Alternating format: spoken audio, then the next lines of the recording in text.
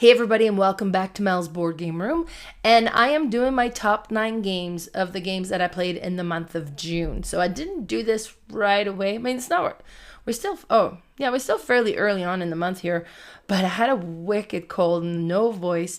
You can still hear it a little bit in my voice, but I am doing much better, so let's do this while we can. Hopefully I don't get into a coughing fit. So first I want to mention that we do have a sponsor, Games and Couples, which is part of Oshbat Online Counseling, and they concentrate on doing couples counseling, utilizing a lot of board games as a tool to help couples connect and reconnect. So I think that is amazing. So before we get into the top 9 list, I just want to look at the stats for the month of June. Now, June was great for me. I have 65 plays of 48 different games. Now, this is also the month that I host my Melcon, which is a mini board game convention that I hold for my birthday. So that one definitely helped because those 3 days alone, I played 30 games on those days. So that was a good for my stats for sure. So let's get looking into which games made my top 9. So in number 9 position, I have Ankh'or.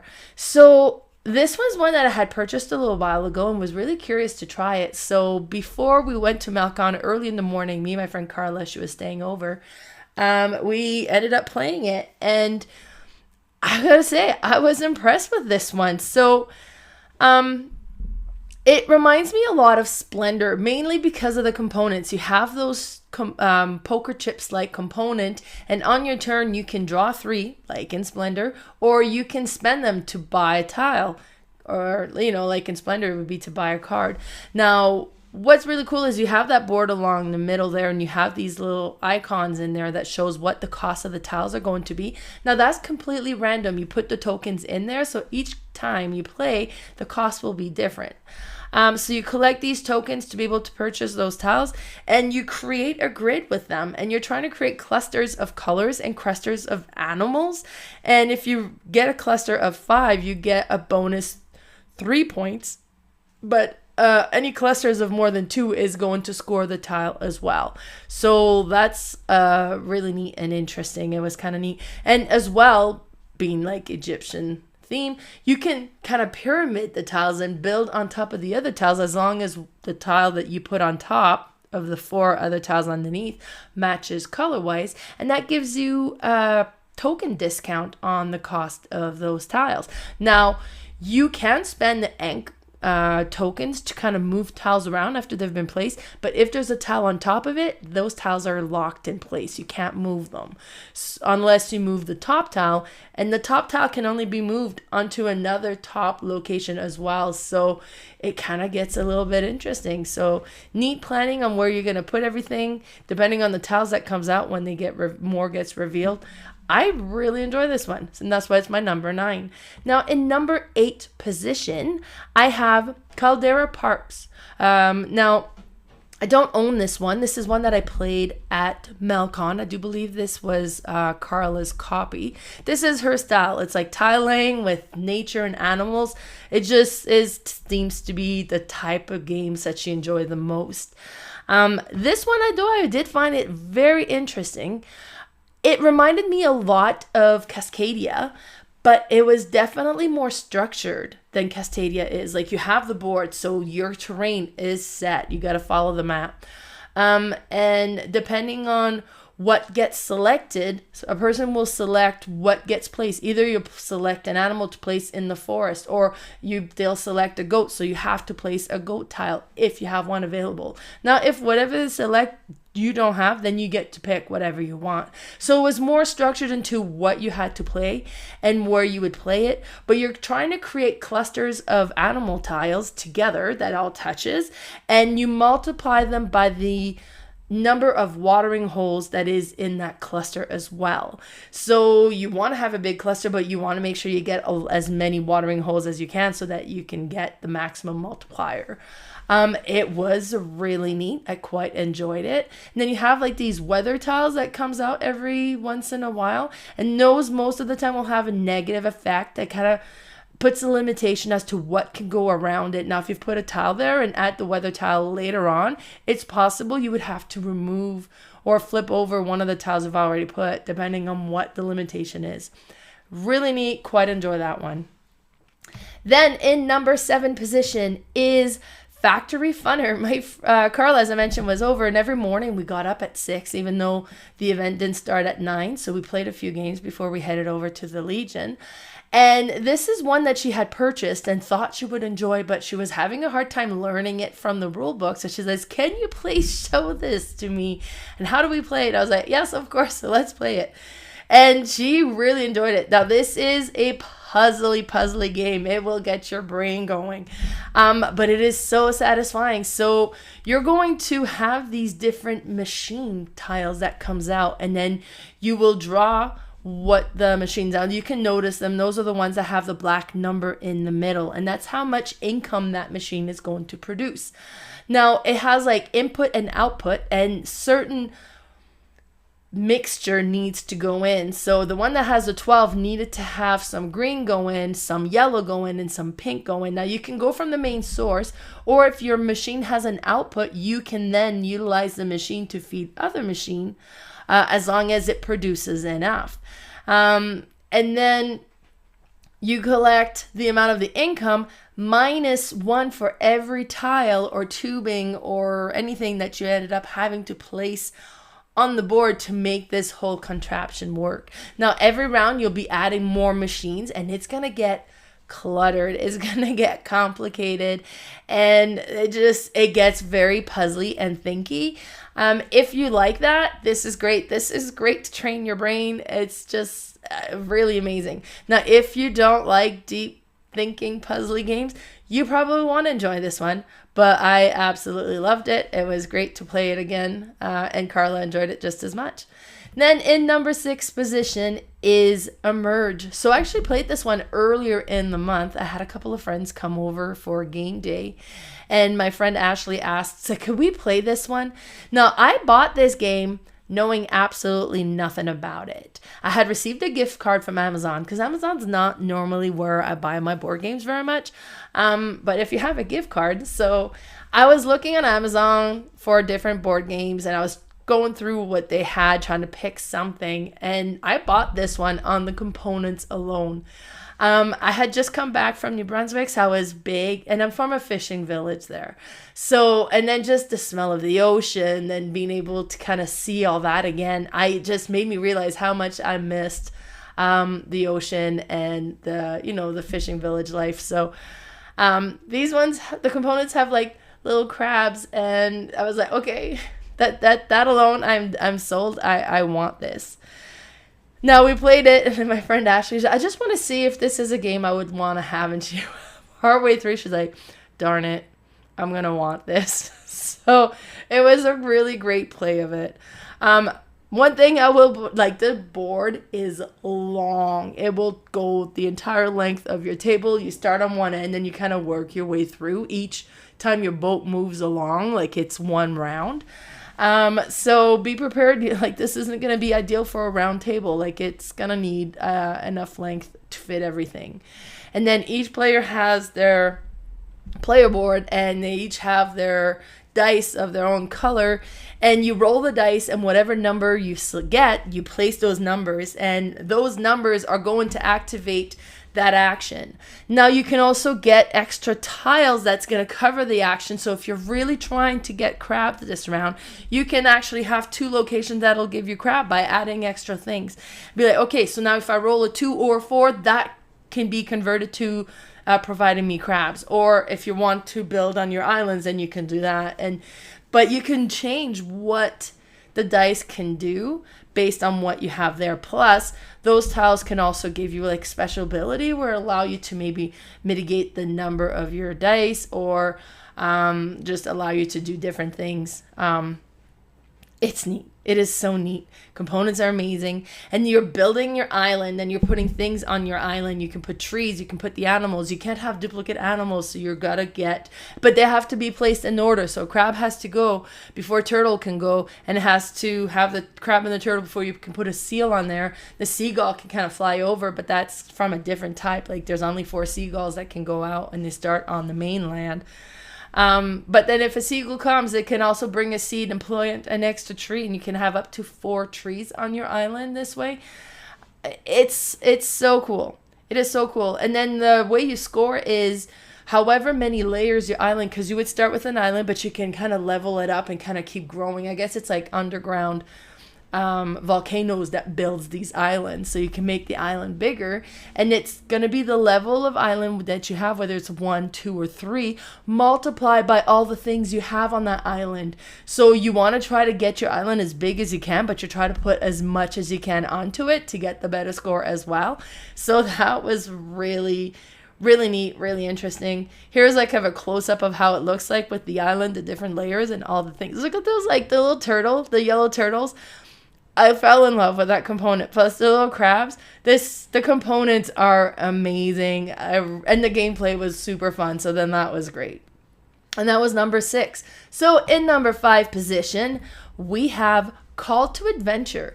This is a game that I kept coming across, and I was like, I think I want to buy it. Do I want to buy it? I don't really know anything about it. I think I want to buy it, and then I'm not buying it.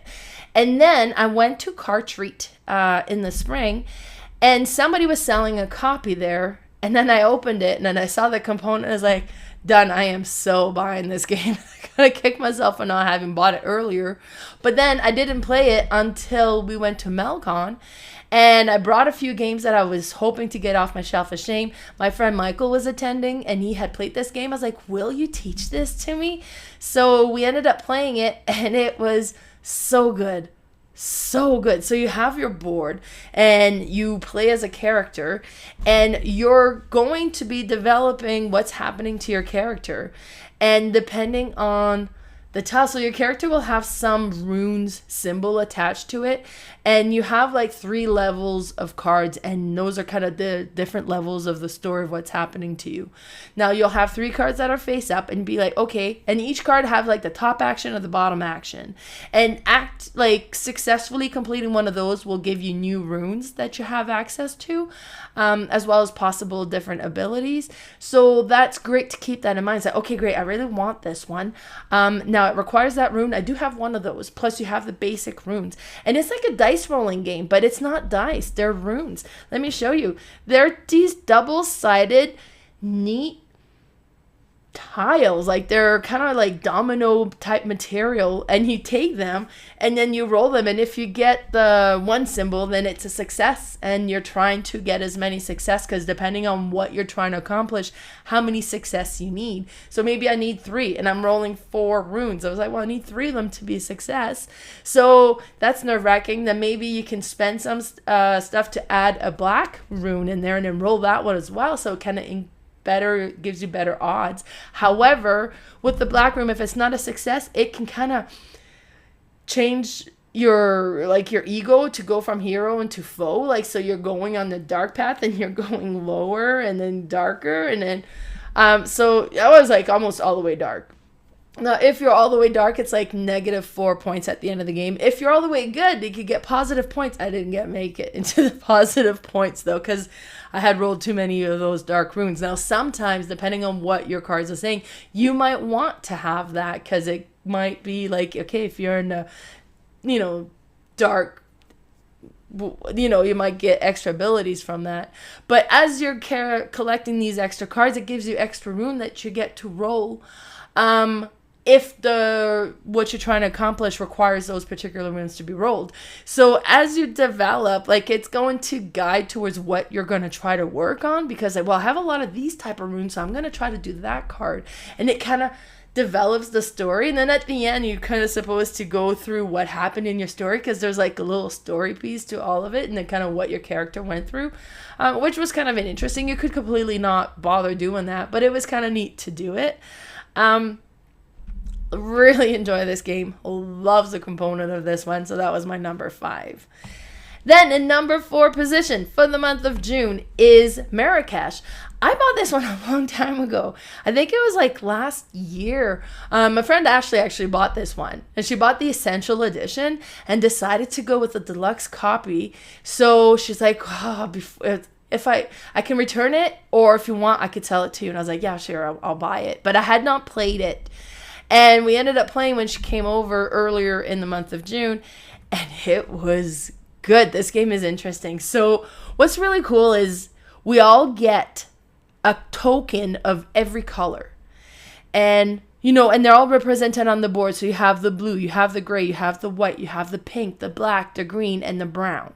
And that all activates a different portion of your board. And you're going to be putting things on there. Now, the more cubes you have on that location, the more you can accomplish there as well. So that's another thing to keep in mind.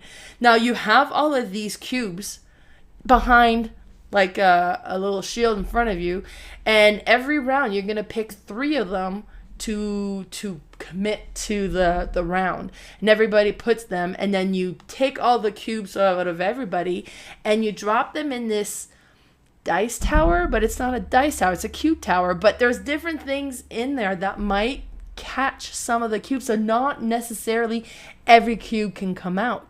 And just because you contributed cubes, it doesn't mean that's the cubes you're going to get to select, because then you draft until all the cubes have been picked up. So you draft kind of, okay, well, I put a pink, but I see that there's, like 3 greens in there, so I'm going to take the greens. And you take the greens that are there, or I think it's like 1 or 2, I can't remember if you could take all 3, but you take multiple cubes and put them in place. And I'm like, oh man, I was hoping to do that. Now you can't do that. And then you use your, like, you see like the little head wooden meeple thing. So you use that to kind of show where you're going to activate and where the cubes are going. And like, because the cubes is where, but it's interesting. It is neat. There is a lot to consider with this game. I wouldn't say it was a hard, complicated game. If you have somebody there to be able to teach you the game, it's pretty smooth going through it. But there's a lot going on. So if you were going to learn from the rule book, it would be quite the learning. Like, be prepared to spend as long sitting at the table trying to learn this game as it would take to play this game. So there's something to be aware of, but so neat. Here's a close-up of the board, like, and all the cubes that got added and everything that was happening. Really enjoyed my play of this, and that was cool. And that was my number 4. Now in number 3 position, I have Royals. This was the very last game that I played at Melcon. It was just me and Michael left. Everybody else had gone. And he's like, okay, well, let's play one more before we leave. I was like, sounds good to me. And we set this one up. And I want this so bad. Now, when I entered my play on my BG stats, I keep track of my plays. I already had this one into my wish list, but I had never played it. And now I know, like, okay, this really needs to be my wish list because it is so good. I don't own a copy of this game, but I want to. So I'm on the lookout for this one now. It's simple. It's an area control game. And on your turn, you can draw these different shields, and then the shields will represent a different country.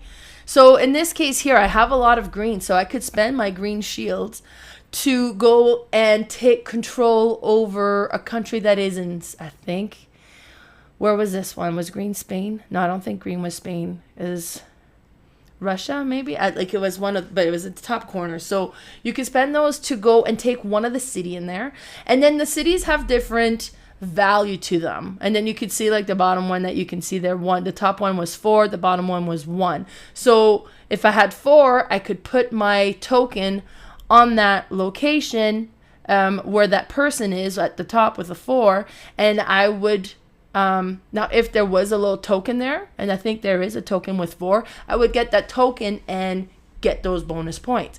Plus I would also now have access to that city. I would have kind of control of that city of a value of 2, because you have the little scroll that shows you how much value each city gives you. Now you will score multiple times.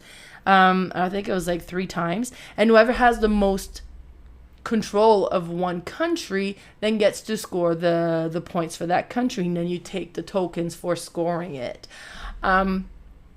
It was cool. Like, I mean, it has a bit of like, with the card collecting and the way that works, that has like a Ticket to Ride feel to it.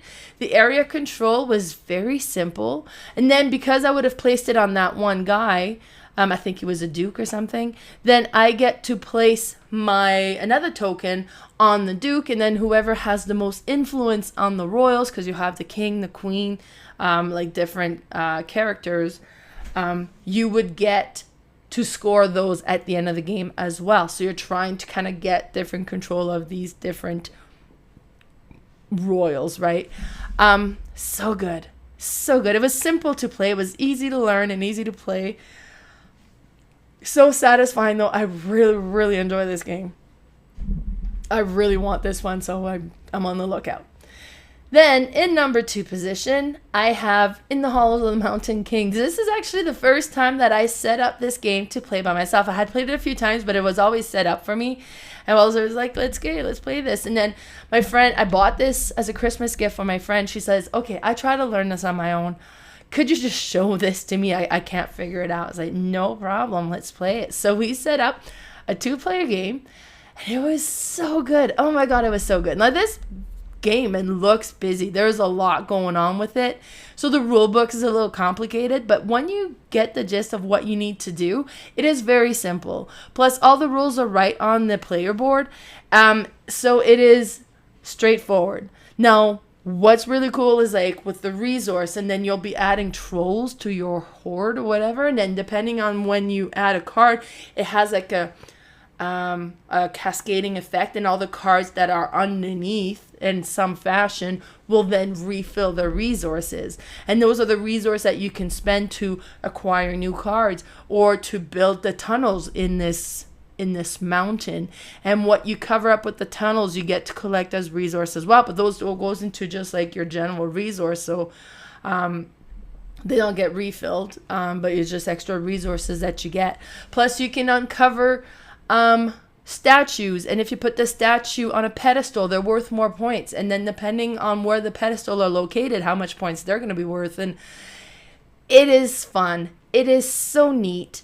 The first time I played it, I was really impressed. It made like my top 100 list, and I hadn't played it many times, so I played it another time, and I was like, okay, yeah, this game is so good. And then I got to play it a third time, my own copy, and I think it was the first time I played my own copy.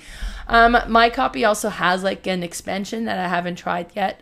I'm not big on expansion, probably because I don't play my games that often. I don't get tired of them. That needs like variety, but eventually I'll need to check that out. But oh, this game is still so good. I very much enjoyed this play. And then my friend really enjoyed it. Plays like, great, now we can go home, play it again to really kind of sink in all the rules. And this is going to be so good. And she thought her kids would love it. So now the version I have is the retail version. So it's all the wooden components, not the plastic shaped or kind of sculpted little pieces for the statues. But honestly, I think I kind of prefer this. Like, and all the resources are neat wooden cubes or shaped, so I like it. I thought this was great. So if this one was like, I really need the deluxe, yeah, the deluxe was really cool, but the retail copy is also equally amazing in my opinion.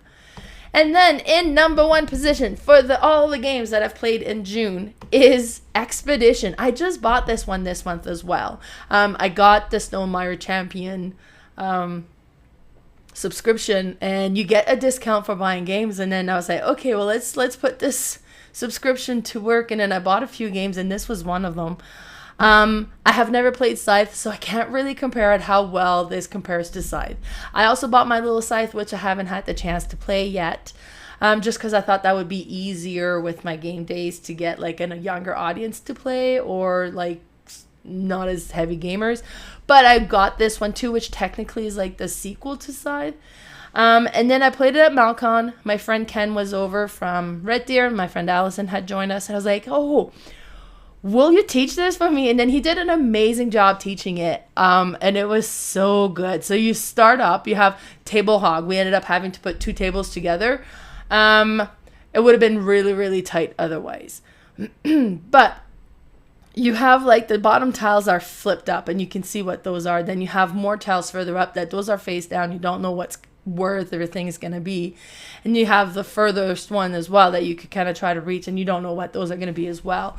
Now on your turn, the first time you go, you can play, well, you can move because you have like this big mini that you can move around. So you can move onto one tile, then you can activate the tile and you can play a card.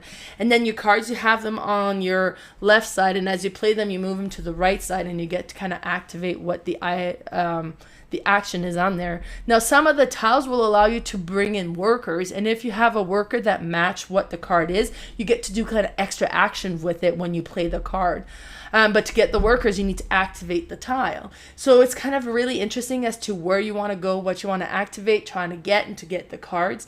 And then when you get the card, you can also kind of do different things with the card where you can accomplish the mission. If you accomplish a mission, you need to be on a certain tile, which you might have to go out and discover where it is first. And then when you accomplish a mission, it gets tucked under your board. There are these different things that you can forge, and then they get tucked to the bottom. And then there's items you can collect, and they get tucked to the side. So like that multi-use card action thing is super cool. Plus with the action as well. So the first round, you get to do all 3 actions. Then you need to pick 2 out of the 3. So let's say I pick to move and play a card. I would do that. Then the next round, I have to do the action I didn't do. So if I didn't activate a tile, then I have to activate a tile, and then I decide whether I want to move or play a card. You do 2 of the 3, and then again, because that, like, let's say I moved and activated a tile, now that means I didn't play a card, so then the next one's going to have to include playing a card and one of the other actions. So it's really interesting kind of selecting which action you want to do. And then at one point, you're going to have to spend your whole turn to reset so that you can take all the cards that have been played on the left side to bring them back to play onto the left side. Now they're available to play again. And if they had workers on it, those workers come on your board. They're available to activate different cards again as well. So cool. Let me show you another picture closer. Like, so you can see the minis. They look amazing. On the bottom of the tiles there, you can see kind of depicts what you can do at each location. And some had like this or that, or you can activate like extra things. Or I so impressed with this game. I so enjoyed my play of it. It was so good. So good. Yes, big table hog, well worth all the space that it requires though. This game was so much fun. I can't wait to play it again. And it was really streamlined and straightforward to play. Now, like I said, I had somebody showed it to me. It's fine. That's different than actually trying to learn to play a game through the rules. So I don't know how that would have affected or changed anything, but this was great. So here's a recap of all the 9 games that made it into my top 9 this for the month of June. And here's all the games that got played into the month of June. So there was 48 different games that got played, which was a great month. Got to play lots. So be sure to tune in to see what's going to make the list for the month of July. Follow me on Facebook. My Facebook page is Mel's Board Game Room. I'm also on Instagram as Mel's_boardgame_room. I have a podcast that I do with my friend Carla called The Board Game Specialist. And we just finished recording our top 9 games played at MelCon specifically. So that's going to be going live on Monday. And then also my YouTube channel, Mel's Board Game Room. Bye, everybody.